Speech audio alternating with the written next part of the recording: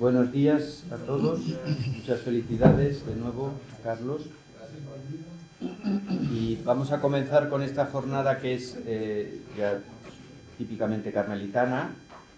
Por la mañana, en el centenario de Chiquitunga, vamos a una Santa Beata que bueno, algunos la conocéis más, otros la conocemos menos o no la conocemos prácticamente en absoluto. Entonces, pues nuestros provinciales han pensado, yo creo con acierto, que era interesante tener una mañana al menos dedicada a ella. Y nos van a hablar el padre Ciro, que es estudioso y editor de los escritos de María Felicia, como sabemos por estos libros que están en oferta para que os los llevéis todos, y es necesario, caben en la maleta muy bien además. Y luego nos hablará también el padre Jacobo, que le presentaremos en su momento. Vamos a empezar con una breve poesía de Chiquitunga.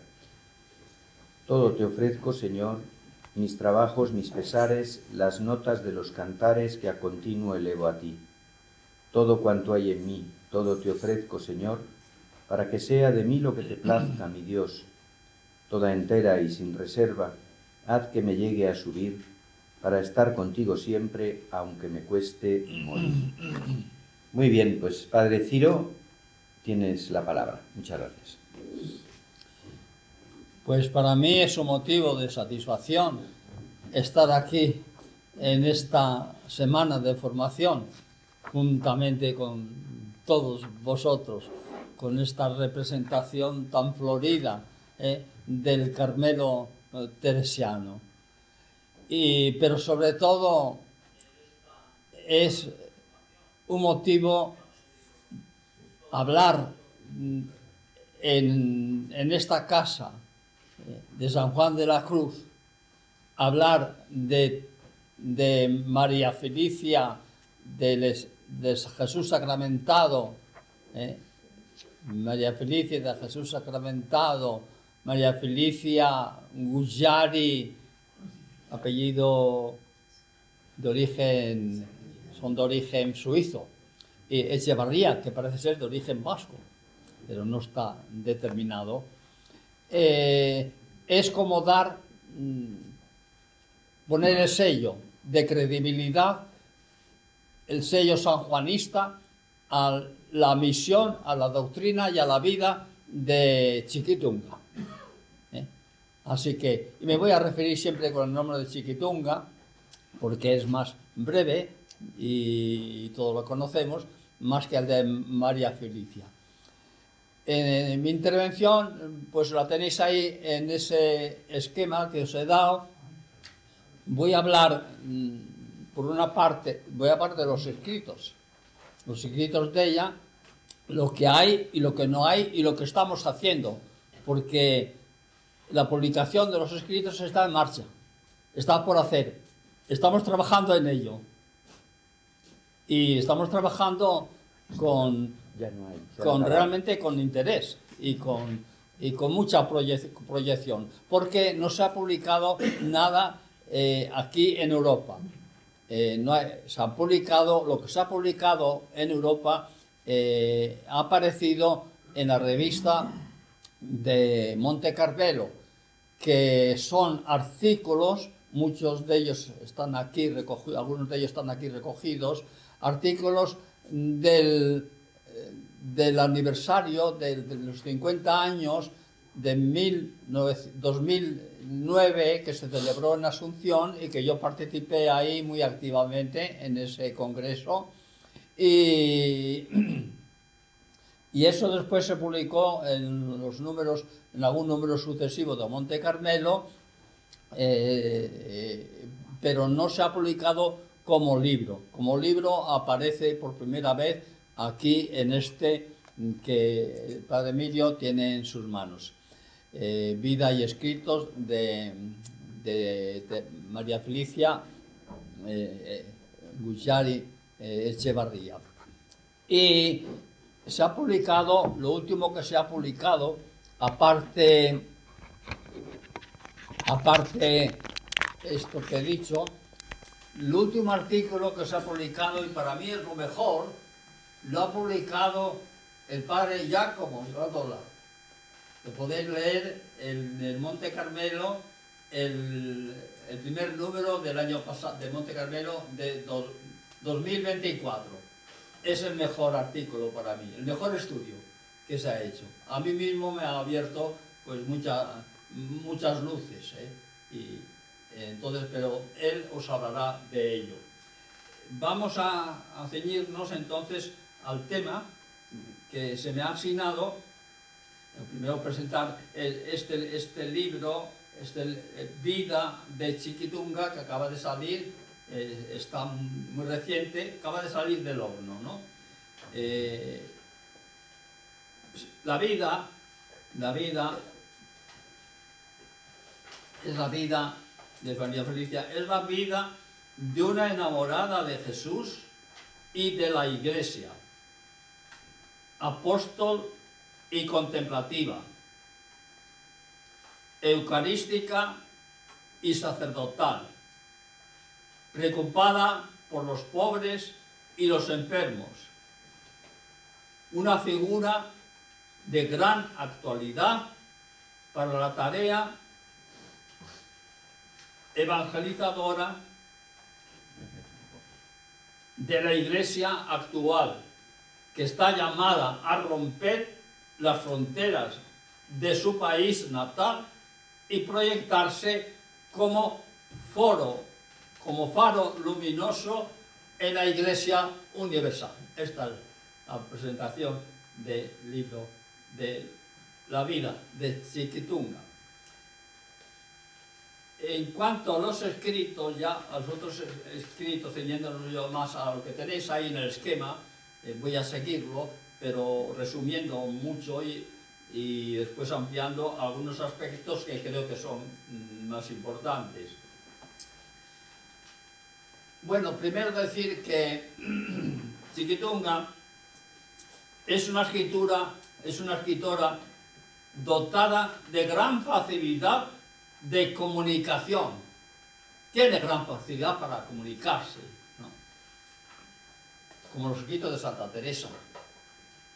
Ella escribe como habla y habla como escribe. Y escribe no por mandato, sino para expresar pues, sus vivencias, sus experiencias, su apostolado, sus dificultades, sus anhelos. Es una escritura que brota del corazón. Es una escritora, digamos, no conceptualista o teológica, abstracta. Es una escritora narrativa. Hoy día se habla mucho en la teología es la teología que triunfa, es la teología narrativa, la teología experiencial, la teología vivencial, la teología sapiencial. Esa es la teología de Chiquitunga. Como la tenemos el referente, nosotros dentro de Carmelo, de Teresa de Lisieux, donde se expresa esta dimensión de la teología sapiencial basada en el amor, no tanto en la elaboración de conceptos teológicos, sino en la vivencia del amor. Y eso se llama una teología, una asistencia teológica. La mayoría de sus escritos, el segundo punto o párrafo, son autobiográficos para su intimidad, para desahogar su corazón, cartas para prolongar el diálogo espiritual interrumpido por la ausencia del interlocutor. Ella, lo suyo es hablar, lo suyo es dialogar, lo suyo es comunicar, y por eso se hace tan querida, tan atractiva y tan cercana. Y cuando este interlocutor desaparece, entonces sus escritos, sea diarios, sea cartas, sea poesías, se convierten en una plegaria, en una oración a Jesús, dialoga con Jesús, porque ella sí, su gran amor es Jesús, y cuando aparece en su vida el amor de Ángel Savoy, joven estudiante de medicina, 2 años más mayor que ella, ella nació el 25, Ángel Savoy el 27, y cuando aparece ese amor en su vida, llama a la puerta y dice: sí, pero yo ante todo mi amor es Jesús, es Jesús. Entonces, este sentido pues le da digamos, esta condición le da un carácter autobiográfico a todos sus escritos, cartas, el diálogo espiritual interrumpido por la ausencia del interlocutor. Cuando se ausenta, entonces aparece el diálogo. Poesías reveladoras de su experiencia mística y de sus luchas interiores, a veces composiciones de carácter jocoso para animar la convivencias familiares, o bien en su lugar, o bien de compañeras, o en el convento. Es una característica de sus poesías. Hablaremos un poquito más no son grandes poesías, pero son coplas, ella está muy presente en todas las celebraciones familiares, en todas las celebraciones de las compañeras, en todas las celebraciones del Carmelo, siempre tiene su poesía. Y cuando una monja cumple, que ya está en el Carmelo, pues celebra tiene una celebración de sus bodas de plata o de oro, o cumpleaños, etc., ella está siempre con su poesía. Escribe siempre en castellano, a excepción, hay una poesía que está toda en guaraní, solo en guaraní, y está traducida, claro, en castellano.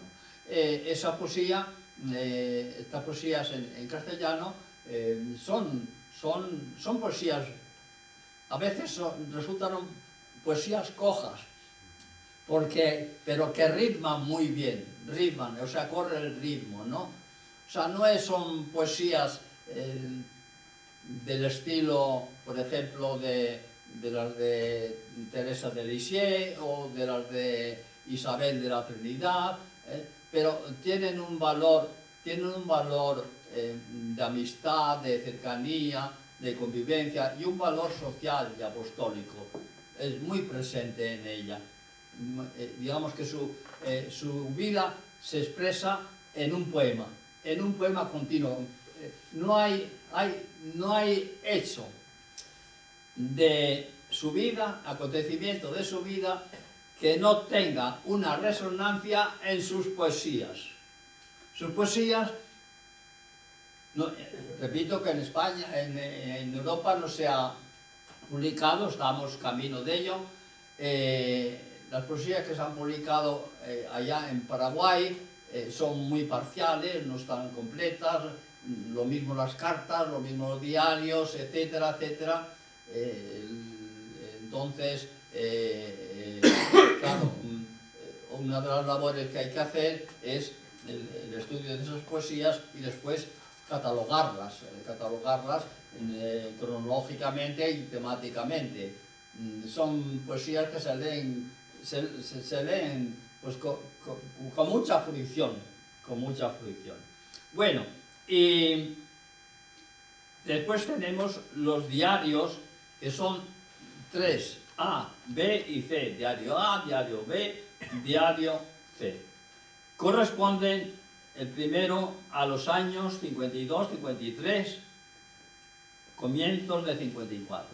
El segundo B son muy parciales, no cubren toda la trayectoria de su vida.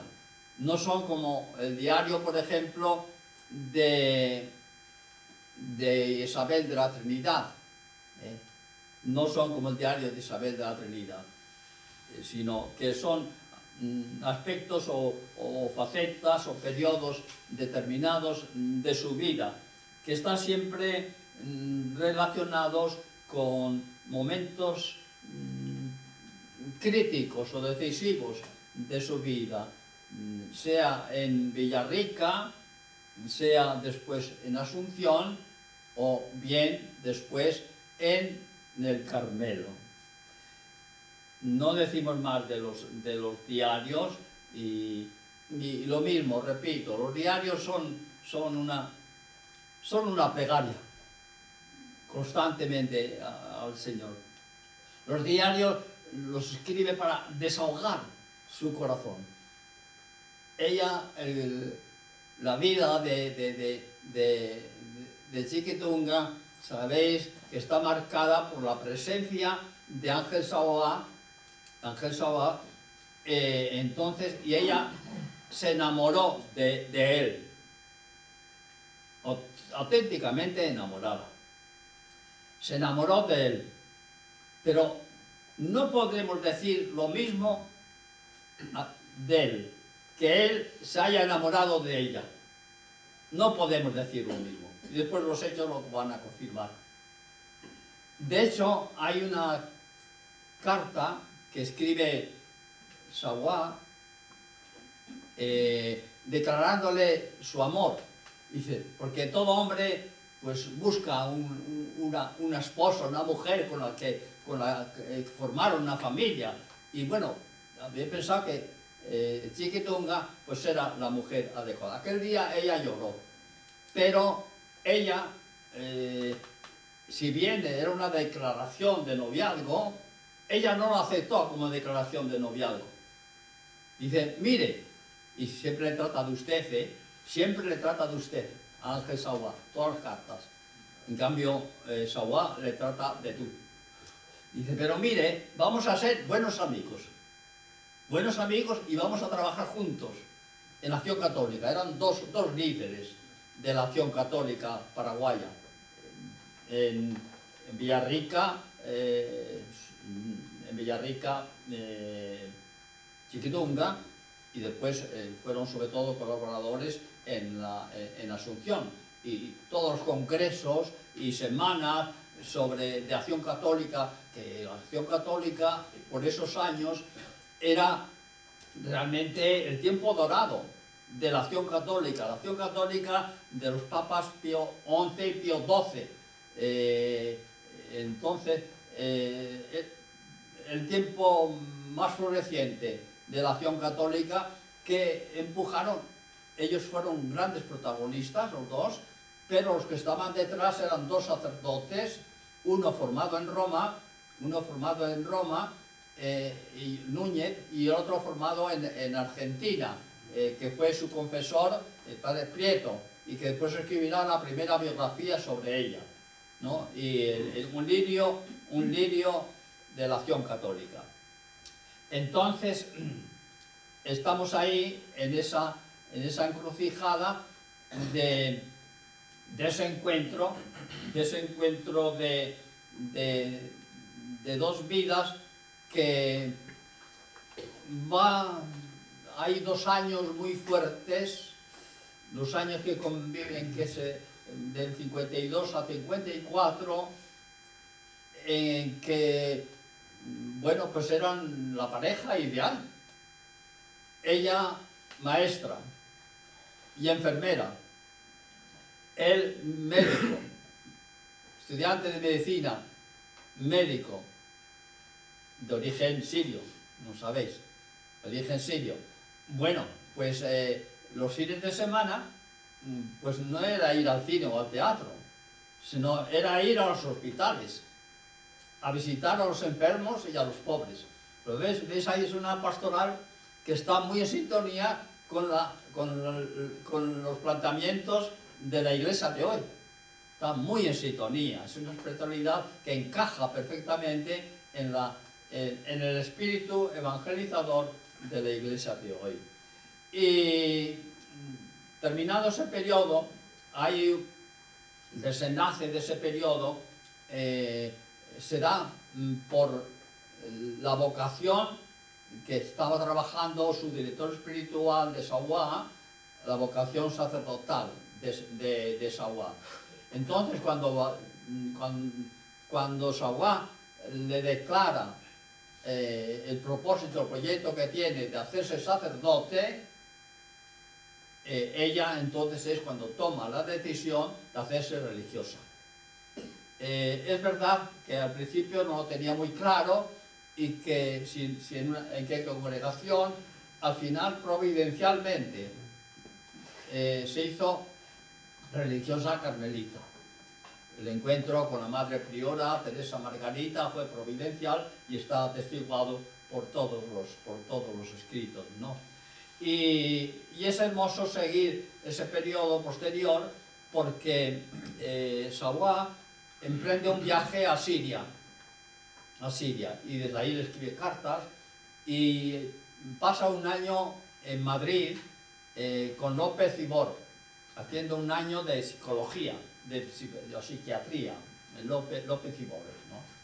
Y desde ahí le escribe cartas preciosas, bonitas, pero todas son en torno a la acción católica, porque en Madrid, en España, Ángel Sawá entra en contacto con la acción católica y con Ángel Herrera.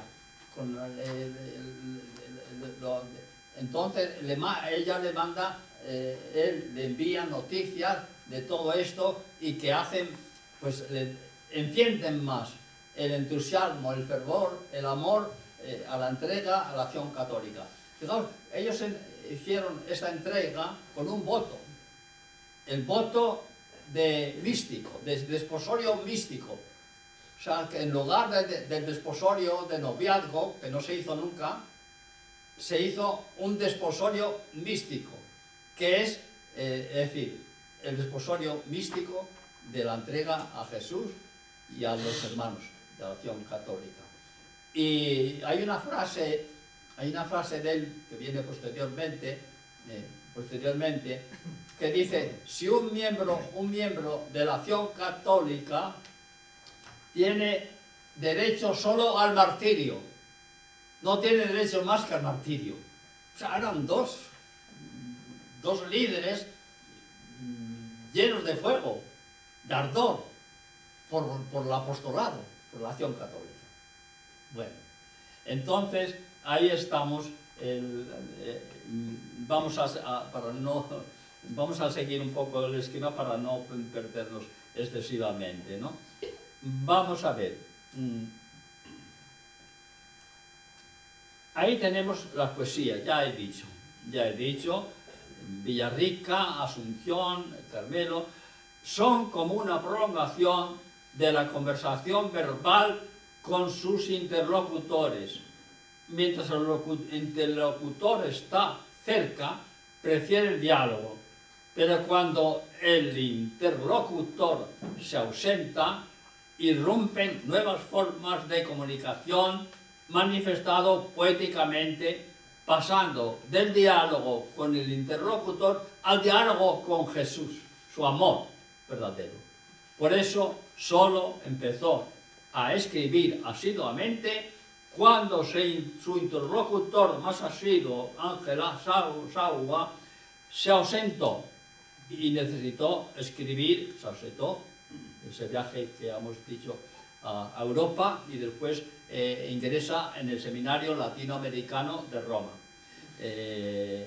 Cuando él se ausentó, entonces cuando ella comienza a comunicarse con él, o bien a desahogar la nostalgia de su corazón con el amor de su alma a Jesús. Son las cartas más preciosas, esas que le dirige cuando ya él había ingresado ya en el Seminario Latinoamericano de Roma. Es que esto es de hoy, es hoy.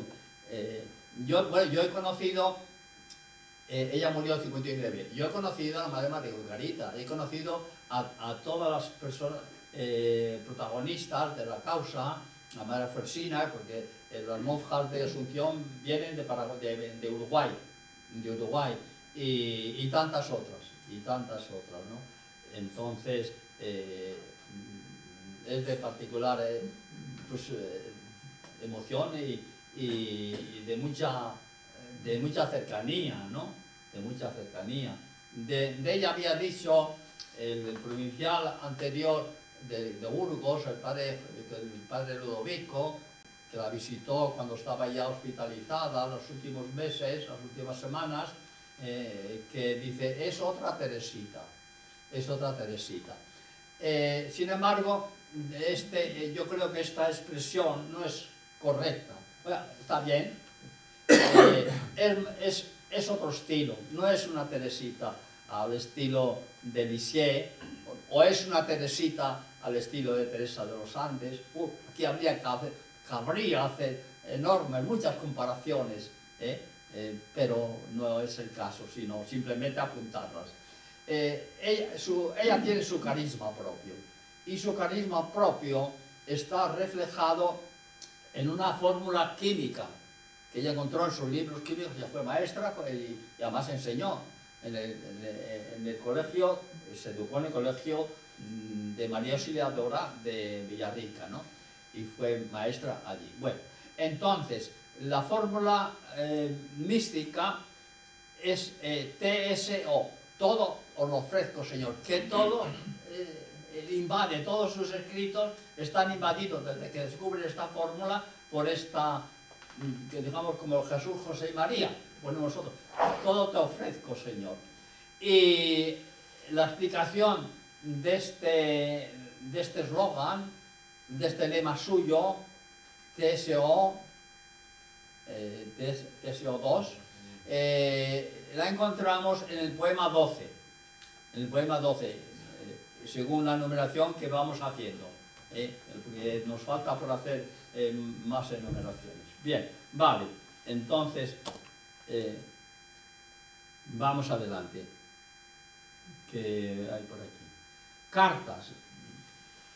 Las cartas, la mayoría son de cartas a Sauá, las cartas a Sauá, que son 47, y pues tiene una serie de cartas a la Madre Priora, Priora del Carmelo, Teresa Margarita, que son cartas escritas desde el hospital, cuando ella se encontraba herida de muerte. Y por ahí tiene otras cartas, bueno, las de Soa son las más abundantes, ¿no? Su gran amigo y compañero de tareas apostólicas por aquellas fechas. Apuntes varios. Vamos a ver, aquí vamos a introducir una novedad que voy a explicar, pero a ver, el que ha promovido todo el estudio y toda la investigación sobre Chiquitunga ha sido el padre Julio Félix Barco, que murió hace ya unos años.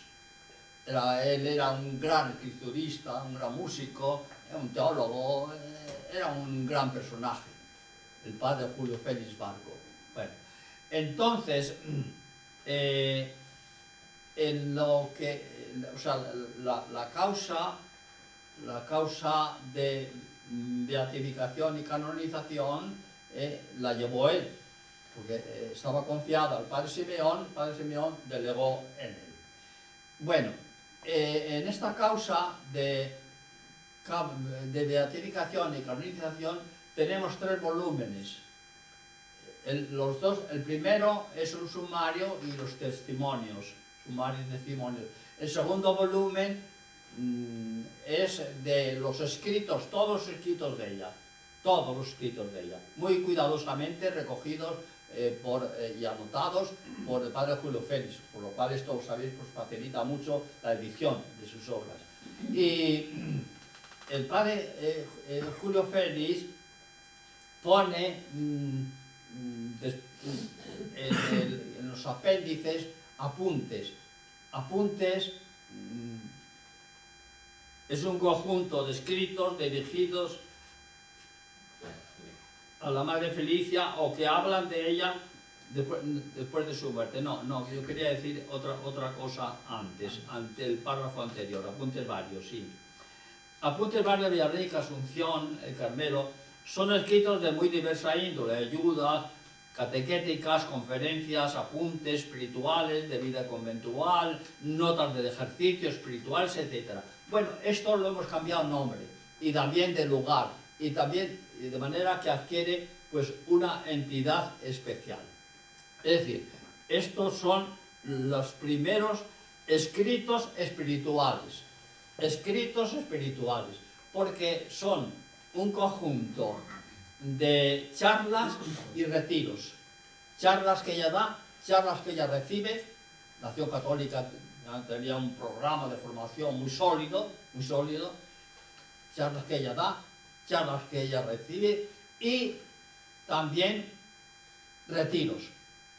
Los retiros que hace y tienen mucha importancia, sobre todo dos retiros. Uno que hace para discernir dónde, una vez que rompió con Sauá, que Sauá entró seminarista en Roma, entonces ella entra en retiro, y otro retiro es el que hace cuando la sale del noviciado.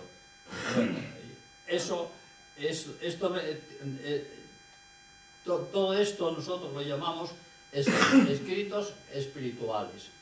Esto son el conjunto de los escritos espirituales. Yo los tengo todos aquí, o sea, claro, esto si fuese para todo un día. Tienen, ya los he trabajado, los tengo ya bastante trabajados, porque es más una gran novedad de la edición de sus obras. Estos escritos espirituales abarcan como unas 200 páginas y tienen más de 70 epígrafes o títulos que recogen el contenido de esos escritos espirituales, que son asambleas, retiros, charlas, etcétera, etcétera. Os digo solamente que hay dos que quiero destacar, los últimos. Hay uno, mejor dicho, el primero, está dedicado, uno de los últimos escritos, que ahora ya estos son en carpetas que se conservan en el archivo de las monjas de la Asunción, o en carpetas, allí están todos, o en su original o en copias. Otros los tiene la familia, Bueno, pues ahí cuenta la visita que hizo el padre Anastasio Ballesteros. Ella quedó impactada, acompañado del padre José Vicente, que era el secretario.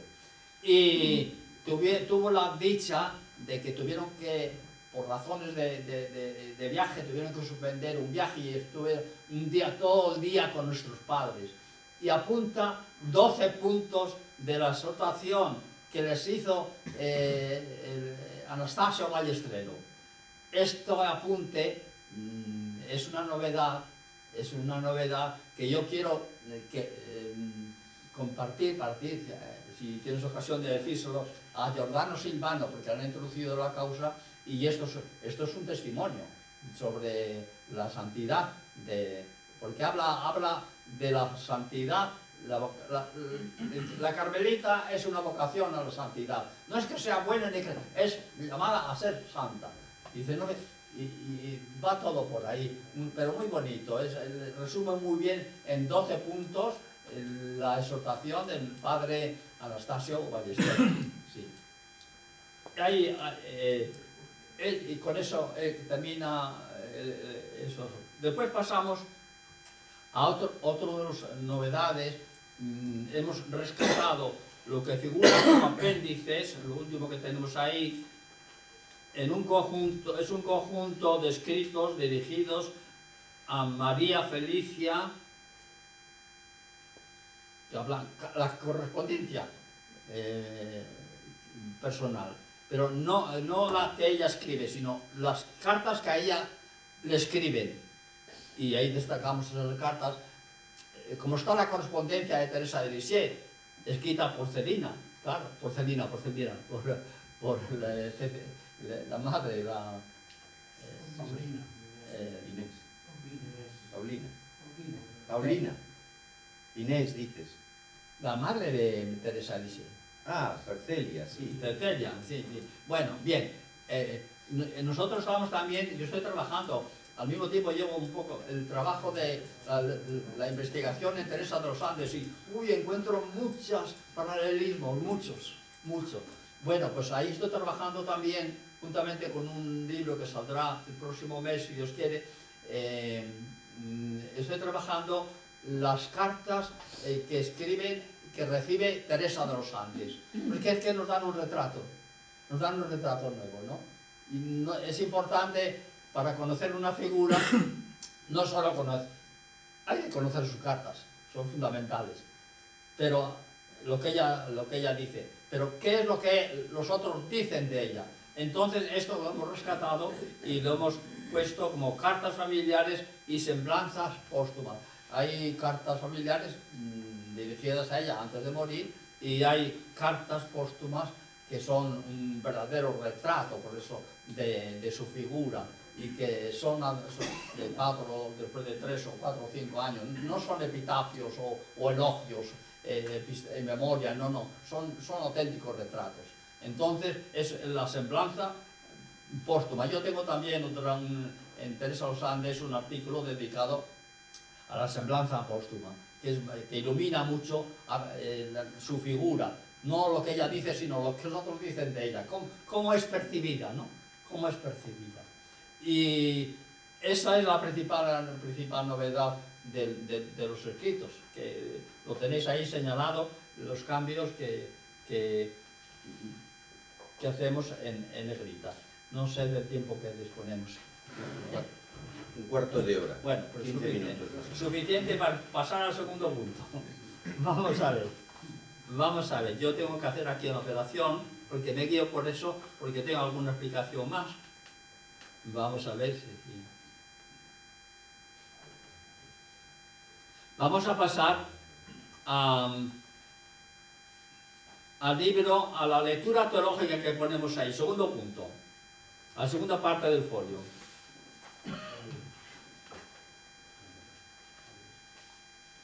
Lectura teológica. Bueno, eso fundamentalmente es un resumen del artículo mío que escribo aquí. Se puede hacer una interpretación teológica de su vida, si es un apóstol, pues bueno, y esto está muy razonado. Yo quiero partir de una constatación que hace Hugo Baltasar, no sobre ella, sino sobre Teresa de Lisieux y Isabel de la Trinidad. Hugo Baltasar, describe estas dos figuras bajo este nombre, Sorelle nel Espíritu, hermanas en el Espíritu. No está publicada en castellano, está publicada en alemán y en italiano, pero no en castellano. En castellano está Sorelle nello Spirito. Y explica la espiritualidad, la vida, la figura de Teresa de Lisieux y la espiritualidad, la figura de Isabel de la Trinidad.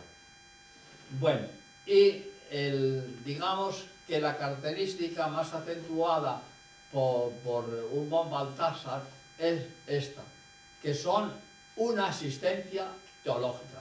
¿Qué quiere decir eso? Una asistencia teológica arraigada en el misterio de la fe y que nos hacen cercano el misterio de la fe a nuestra vida. Nos acercan el misterio de Cristo, el misterio de la fe, el misterio de la Iglesia, todos los misterios a nuestra vida. Son mistagogos, son mistagogas, son pedagogas, mistagogas. Nos enseñan el camino para llegar a esa experiencia, ¿no? En Teresa de Lisieux y en Isabel de la Trinidad está muy claro, igualmente en Chiquitunga, Entonces, no es ninguna exageración decir que es una existencia teológica. Vamos a ver qué resaltamos de aquí. Y esto,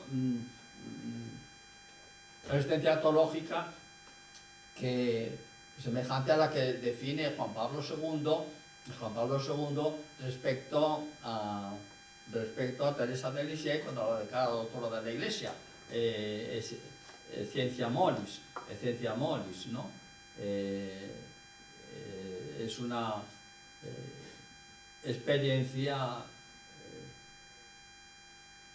de los principios teológicos, no es de los principios teológicos, sino de la experiencia. Es descripción de la experiencia, y más concretamente de la experiencia del amor de la Santa Francesa. Pues lo mismo cabe decir. Siguiendo esta estela, ha sido el teólogo quien ha descrito, ya lo he dicho, la existencia de Teresa de Lisieux y Isabel de la Trinidad como existencia teológica, esto es, viven arraigadas en los misterios de la fe, que estudian la teología y son, con su experiencia, tratan de acercarnos a la existencia cristiana sobre el espíritu. Podemos decir lo mismo de María Felicia. Ella es una existencia teológica que vertebra su vida, su apostolado y sus escritos. Sus escritos son expresión de una existencia teológica. Ese párrafo es muy denso y, claro, está ahí explicado, pero no lo vamos a explicar, claro, ni a desentrañar, porque nos llevaría mucho tiempo. Pero subrayarlo y verlo, el que tenga el libro, pues lo puede ver, está ampliamente expuesto, ¿no?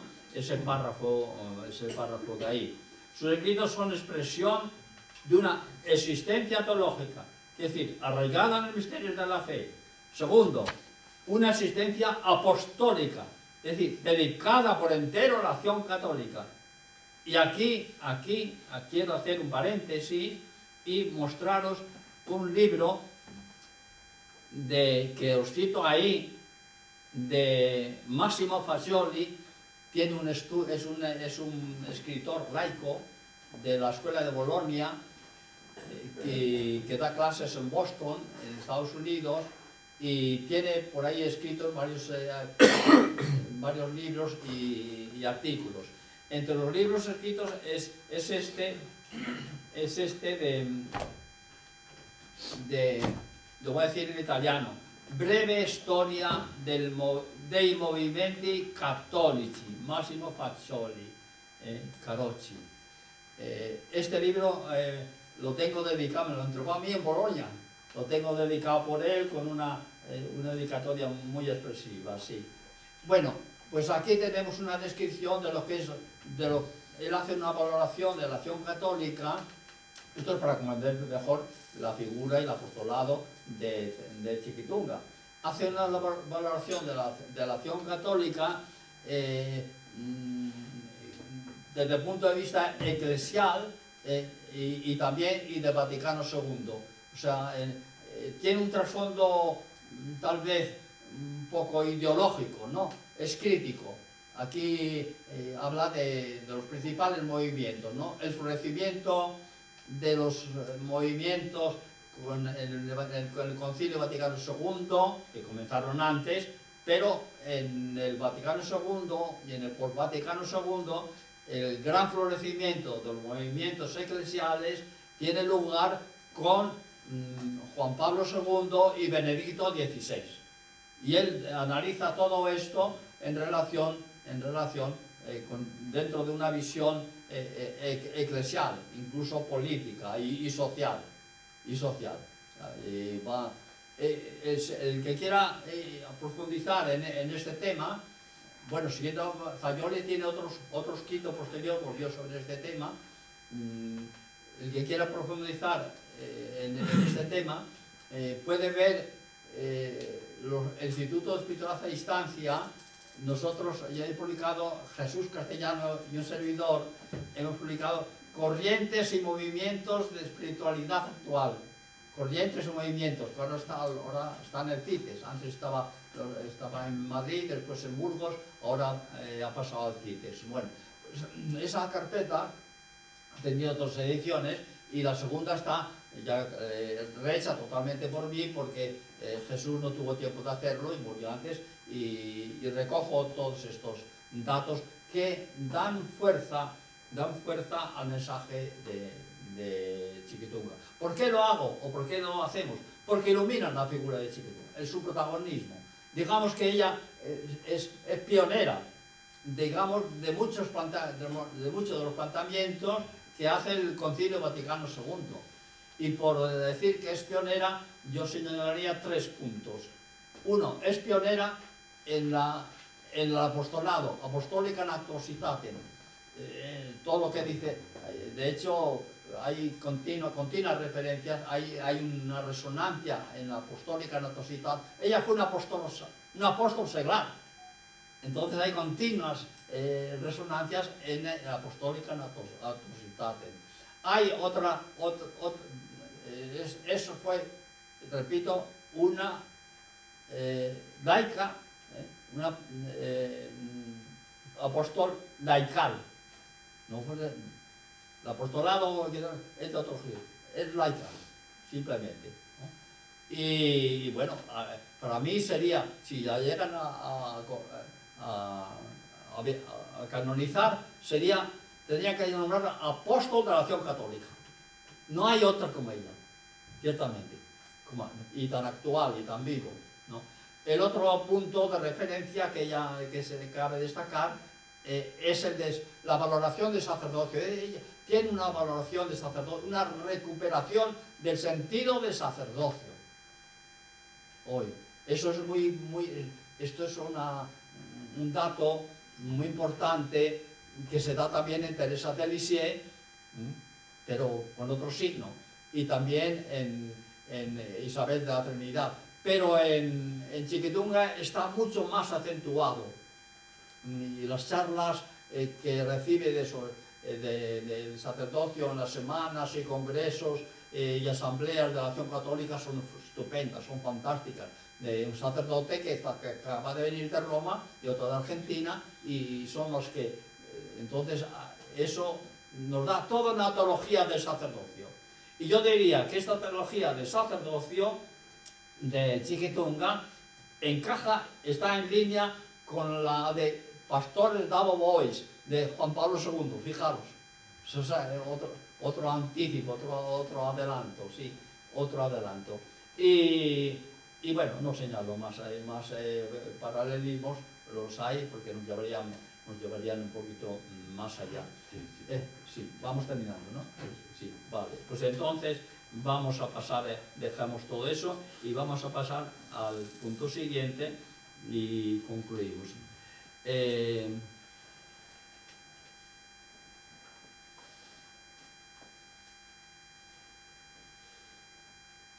Vamos al punto, al punto final. Como si te recogemos el legado carismático. Todos nuestros santos nos dejan un legado carismático. Juan de la Cruz, Santa Teresa, Santa Teresita, Isabel de la Trinidad. ¿Cuál es el legado carismático que nos deja Chiquitunga? Pues el legado carismático que nos deja Chiquitunga es el de un apostolado contemplativo. Se ha dicho que Teresa de Lisieux fue la contemplativa más activa. Respecto a Chiquitunga podemos invertir los términos. Fue la activa más contemplativa. Todo su trabajo, en la callejera, mis pobres, los hospitales, en las charlas que daba, bueno, pues estaban todas, tienen su fuente de inspiración siempre en la contemplación, en el recogimiento, y de eso tenemos muchos testimonios y propios también. Esto es lo que quería decir respecto a este legado carismático. Después otro dato que tengo ahí subrayado es el amor oblativo, que a lo mejor Jacobo tiene ocasión. A mí Jacobo me ha abierto ahí una ventana, una luz, que es un amor oblativo. como es el amor de Teresa de los Andes, y digo, de Teresita y de Isabel de la Trinidad. Ella leyó la historia de un alma, leyó Teresa de Teresa de Isabel de la Trinidad, leyó la espiritualidad de Filipón, la espiritualidad de Teresa de Isabel de la Trinidad, leyó entero. Era mi lectora y además asimilaba muy bien, y ella aprovecha todo eso, ¿no? Una cosa entre paréntesis, y ya sé, a lo mejor, pues tiene una profunda radicación evangélica, escriturística. Dedica charlas enteras a los textos bíblicos. La Biblia, entonces, cuando en su tiempo no estaba publicada en castellano, salió la primera edición en Argentina en el 45, y ella usó la edición que se publicó por el Apostolado de la Prensa el año 55. Y entonces, cuando llega, y que se la dejó a su hermana, a una de sus hermanas, cuando está todo esto en relación dentro de una visión eclesial, incluso política y social. Textos bíblicos que, claro, que hay que no los tenemos verificados, porque ella no pone las citas explícitas a veces o implícitas, pero no pone la referencia. Vale, y vamos a terminar entonces con ese testimonio. Bueno, vuelvo al testimonio de Sauvá, porque es que nos da la clave de la interpretación de la vocación de Chiquitunga al Carmelo. Describe desde Roma, muy recordada, estimada y recordada Mieke. Mieke es una heroína belga que ella leyó, un libro que entonces, y las cartas que le escribe Sauvá a ella, le llama Mieke, y Chiquitunga firma con Mieke. Dice: consumatum est, fue el primer pensamiento que surgió en mi espíritu al terminar la lectura de tu última carta recibida antes de ayer. Con tu entrada al convento, Mieke, se culmina nuestra renuncia y nuestra humilde ofrenda ha llegado a su plenitud. ¿Quién hubiera imaginado que de una sencilla concentración de acción católica, la providencia elegiría a dos pobres criaturas para convertirlas en indignas protagonistas de este sublime poema de amor, cuyo último capítulo terreno en estos momentos se está cerrando? Y sigue: nuestro sacrificio ha sido grato a los ojos de Dios, etcétera, etcétera. No la carta, está citada en el libro. Y el otro testimonio viene confirmando esta valoración que hace Sauvá de Chiquitunga, es de uno de los censores teólogos de la causa, que dice así: Dios la esperaba en el Carmelo para que con su vida contemplativa continuase la gran labor al servicio de la evangelización. Tengo aquí las citas. Sus últimos, son todas palabras textuales, sus últimos 4 años en el Carmelo dejan tales trazas de santidad heroica que hacen de esta nueva Teresa del Niño Jesús, o de Teresita de los Andes, como algunos la llaman, ya un milagro de Dios y una prueba de su amor por el mundo y la Iglesia, que asombra a todos en cuanto resulta algo inimaginable e imprevisible. Ella vivió en vida carmelitana en total comunión con el carisma de Teresa de Jesús, la ha alimentado con sus escritos y sobre todo con la oración, la contemplación y el sufrimiento. Pues este es el legado carismático que nos deja Chiquitunga. Repito, si Chiquitunga no hubiese entrado en el Carmelo, no tendríamos el carisma propio de él, el carisma teresiano. El carisma de Chiquitunga es un carisma afín, paralelo al de Santa Teresa de Jesús, que escribe en los primeros capítulos del Camino de Perfección, ¿no? Y que ella lo tenía muy flamado, ¿no? Es una apóstol contemplativa, ¿no? Y une inmediatamente de una forma inseparable, irrompible, el apostolado y la oración. El apostolado de la oración. Tiene una de las charlas que da, es el apostolado de la oración. Dice, eso es todo. Y cita Chitar, cita otros autores, porque eran otros autores modernos, ¿no? La oración de todas las cosas. Cita también a Teresita, ahí cuando habla de la oración, cuando habla de la mortificación también, etcétera. Cita a San Juan de la Cruz, dicho la luz de amor, cita a Santa Teresa. Se hizo en poco tiempo con el espíritu teresiano sanjuanista y lesoviense, y bueno, y también de Isabel de la Trinidad. De hecho, hay un dicho que no está muy comprobado, que sí, se le apareció Isabel de la Trinidad en la cabecera de la cama. Y si ella no hubiese entrado carmelita, tendríamos otro carisma, sería un carisma laical, no un carisma teresiano. O sea, el Señor nos ha regalado una nueva dimensión del carisma teresiano para los tiempos actuales. Gracias.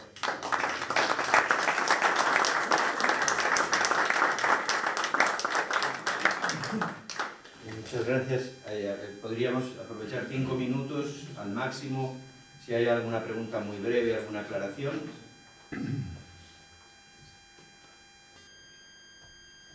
Muy bien, pues lo dejamos aquí entonces. Si me permites, solo un momentín. Sí. He dicho las fuentes, es importante conocerlas.